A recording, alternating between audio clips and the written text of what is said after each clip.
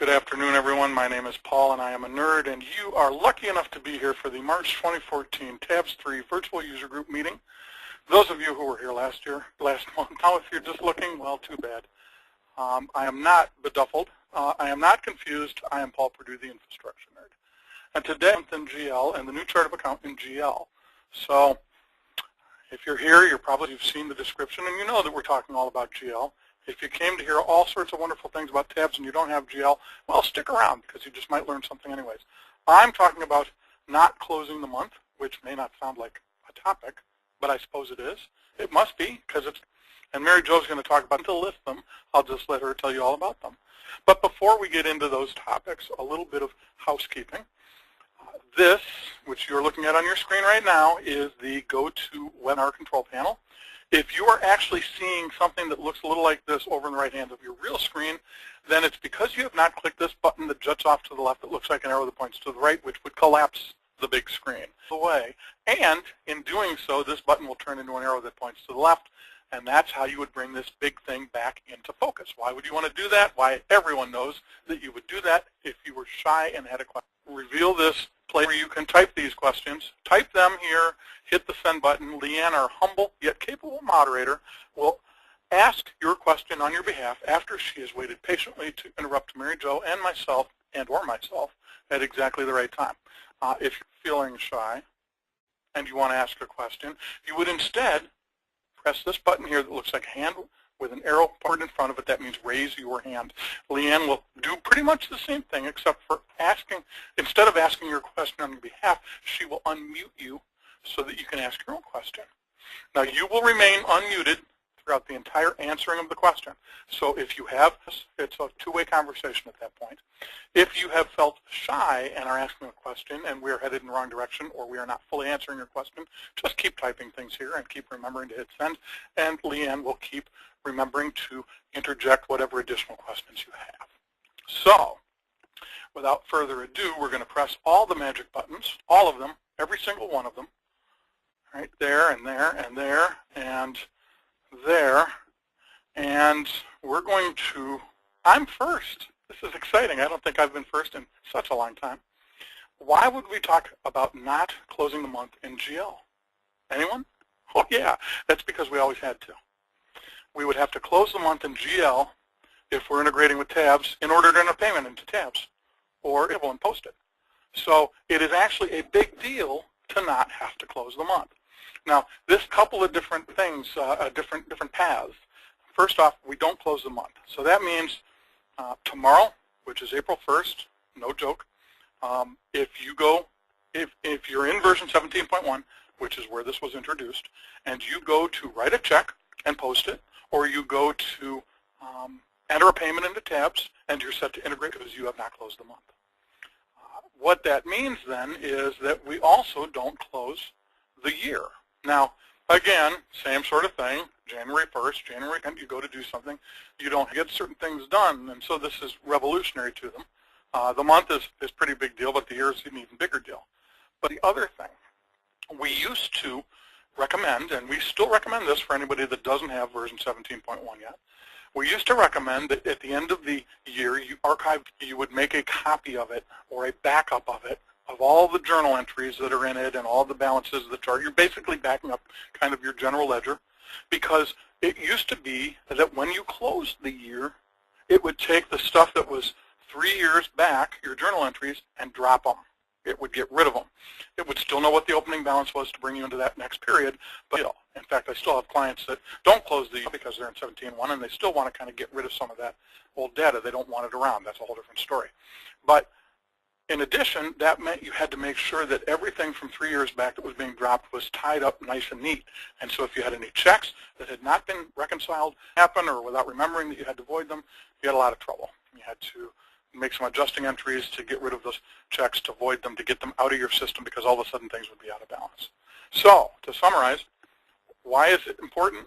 Well, it just means you can move from month to month and from year to year very easily. What does it mean as far as not closing the year? Well, it means don't worry about it now if you weren't. It's history. And therefore, you don't have to worry about voiding checks that are still unreconciled, that are 3 years back when you go into that next year. Now, because of that, people kind of want to create and so the people at STI, when they introduced this feature, also introduced another feature, which allows you, when you're in customization and you're setting up the GLS client, for instance, we're in our sample system and the general ledger client, and for those of you who aren't accounting oriented, although I wouldn't imagine anybody that's attending this bug wouldn't be because it's all about general ledger, the GLS client is the firm. It's the set of books that you're keeping, okay? We now have the ability to restrict journal entry and 30 in the future, and what that means is no one is going to be allowed to enter something that is outside realm unless they have permissions to do so. Backdated, a prior period or a prior day journal entry, it's going to warn you, but if you're outside this period, this range that we're setting here, and you don't have the rights, it's just plain not going to let you do it. So we do advise people to come in and set some sort of boundaries as to how far back people can go in editing journal entries. And then if you do system configuration, which is a separate program, it's the one on your button bar that looks like the tools, and you, for the people that you don't have these rights, and that one of the new things under journal entries is whether or not they get to bypass the date restrictions. So if somebody is set up as the head bookkeeper to make whatever journal entries you want, I should say, at whatever interval they want, going back as far as they want, then you would want to make sure that the access profile under which their user signs into the software has this right opened up, that it is yes, okay? And for other people, you'd want to make sure it says no, so that they can enter and adjust journal entries within that range. We set ours as a sample. If we do it outside that range, they would have to go to somebody that has those rights. So an exciting topic that's not very exciting. The people that have gotten into General Ledger in version 17.1 are very, very excited about the fact that they don't close the month anymore, that they don't close the year, that they don't have to worry about those journal entries dropping off, and that they can still set this range to keep themselves and other people from editing journal entries that they shouldn't be, but still kind of a non-issue because it's really just something that changed for the better, but doesn't really affect you. You don't have to go do anything except set up these ranges and make sure we have these access profiles set right. So do we have any questions, Leanne? No, Paul, there's no questions. Oh, gosh, I was hoping for a question. Well, I'm going to turn things over to Mary Jo, who is going to talk about another change in General Ledger, the brand spanking new chart of accounts and how to get rid of it. I was talking about closing the month. That terminology isn't like closing the month, it's advancing the month. So it's the same thing. He's talking the same thing. So, you know, when you had to advance your month in GL or advance your in GL. I am dating myself. It's the same. Because back when I started dealing with this software in 19. Do that, and that means the same thing. So just if you're looking in here going, well, I never had to close the month, I always had to advance it, it's the same thing. That's what he's talking about. So, okay, so the chart of accounts. It's totally been revamped in version 17. And if I open the chart, you can see I've got a whole different look here as to how it is. There's no more sort numbers, those dreaded thing that if you didn't have the right sort number, it would throw an account outside of the range of totaling and heading accounts, and you'd have this floating account out on your income statement or balance sheet, which really made a mess of your figures. Those are gone. They've totally gotten rid of those. You'll see I have a little up and down arrow here, so I can actually grab an account and I can move it around just by highlighting and grabbing that little thing or down where I want it to show reports. So just that alone, being able to just take existing accounts and moving them, I could take it outside of my heading and totaling account and drop it to another area. So that makes it really nice and easy to arrange your reports. Whatever order you have them on this chart now, that's how they'll print out on your income statement or your balance sheet. No more trying to figure out where they're going to fall by the number or by those sort numbers. To add an account, now all we're going to do is just hit our new button. You see there is a search button, so if I wanted to search for a certain account, I could type that in and it would come down either by number or by the name of the account.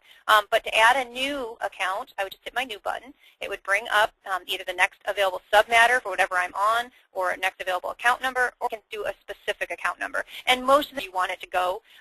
So if I wanted to add, oh, I don't know, let's do a new bank account. I'll just add another bank account. So I'm going to just go up underneath, I'm going to cancel this, and I'm going to go underneath my cash, and if I hit my new button, it's going to ask me if I want the next available submatter. And if I did, I could do an 1100.01, or I'm going to just say that I want to do, I'm going to call this 1115. That's not used yet. So we'll just do that and say OK. then it's going to open up my window to go ahead and give it the description. So I'm just going to put in here that this is a test bank account. And then you can select a department, just like you could before, creating, and actually it's going to be a bank account. I could then tell it right here what type of an account it is. Is it an expense, income, etc.? This will be a bank account. And then it is already knowing that because I chose bank account, that that's a detail account. Now let's say that I was creating another asset account. What I'm doing, it's not specific for a bank account. So now it's going to give me the choice if I want to make a heading or totaling or a detail account here. In this, I'm going to go back to my bank account, but that's where that has moved. So this is where you're going to tell it whether it's a heading or totaling account or a detail. If I create a heading account, it will automatically create the corresponding totaling account for me, which Hold on, I have to unmute. Okay. Yay. Which is huge because before you could get those heading and totaling mismatches, because for every heading account you have to have a totaling account. And so this will automatically create that. And then if you don't have detail accounts already, you can create them and put them within there by dragging and dropping them between there. Or let's say that I wanted to split up my income. I have income accounts already in there, so I have an income account for fees. But later on, I want to add income accounts for each attorney. I want to have an income for timekeeper 1, an income account for timekeeper 2, and so on. I can go ahead and create that income heading. It'll create that income total, and then I can put those accounts in between there. Or maybe it's by area of practice. I want to do an income and totaling for all my real estate or whatever it would be. You can now create those and drag and drop your accounts to go in between there. So that's huge. You can also mark accounts inactive, which is another big thing. That's awesome to be able to just say they're not active, don't show them anything. And then the second part of creating these accounts is your report options. And again, this is you can modify as well. In my balance sheet, do I want lines before, lines that I want it underscored, or on the summary report, do I want different parameters for that? So all of these different things are now on this report options tab.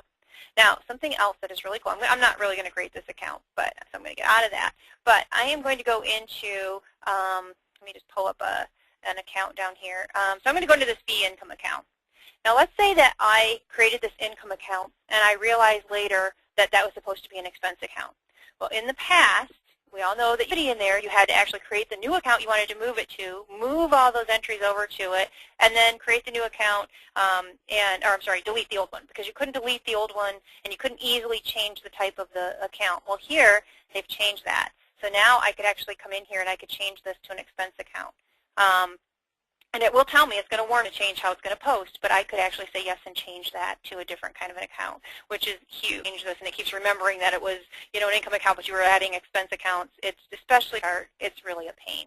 So that is a deal there. Also, if you create it as a heading or a total, you can change that as well. So again, big changes.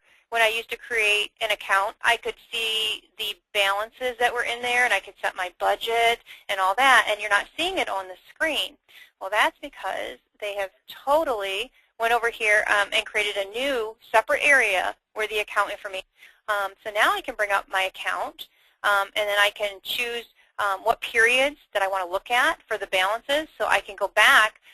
In this sample data, there's only 2013 and 14, but you can choose what columns you want to see, and then you can even choose your third area to see the difference between the two if you wanted to. I can set, so I'm in a bank account, which I budget for, but if this were a different type of an account, I could come in and set up that actual or the move to. And then I also have the Journal Entries tab. This is new. You didn't used to be able to come into an account and see all the journal entries that were tied to that account. You would have to go out and search your journal entries, pull up either integrated that into the account information tab. So here I can say which month I want to see it for. You can either choose one of the drop downs, or you can just type in a custom date range. And I can see and look for a specific journal entry tied to this account in that range. So it really narrows down and makes it very quick to find a journal entry if you had to make a change. And so let's say that in this one, for this business cards, I want to go in and I want to see that journal entry. All I have to do is double-click it right here on that window, and it takes me right into that journal entry, and now I can make any changes that I would need to. Maybe this was supposed to go to a different expense account, or maybe I took it out of the wrong bank account. Whatever that is, I can make any changes that I need to. Or maybe prior, I'm not sure if we've done an in-depth journal entry session. I think we have, because this whole window is obviously very different as well. But very easy to find and fix or change a journal entry right from that window for that specific account. Any questions? No questions, Mary. He's got to trump me here. We did get a question. Leanne's going to save the day. See? Thank you. Thank you. Well, you can thank Elena. Her question is there a way to print a chart of accounts list without printing the inactive accounts? Yes, over on the chart of accounts report, so you have to go over here to the reports. I'm clicking it, but I'm not getting there. There we go. There is a chart of account list, and you can, under the accounts, I believe, but do not show inactive. Maybe not. Maybe not. Good question, Elena, and maybe that is something that we can wish list, because that would be a great feature to not put those inactive accounts. I believe that this is going to print everything. I'll do a test on that. I'm going to make a note, and I will see if the account is marked inactive, if it automatically just doesn't show on this report. I am not sure on that one. I don't think on this. On this one, I think the chart of account list is going to show you all accounts. In fact, I'm sure we probably have some marked inactive, so let's peek at it real quick. Because I'm wondering if it even has a line that will tell you. Yeah, it tells you whether or not it's inactive. And I don't see any on here that have been marked as. Click on one real quick and pull it up into. Yeah, let's change depreciation and make that to be inactive. Oh, that's just can't. Yeah, it's just account. Yeah, click on the number.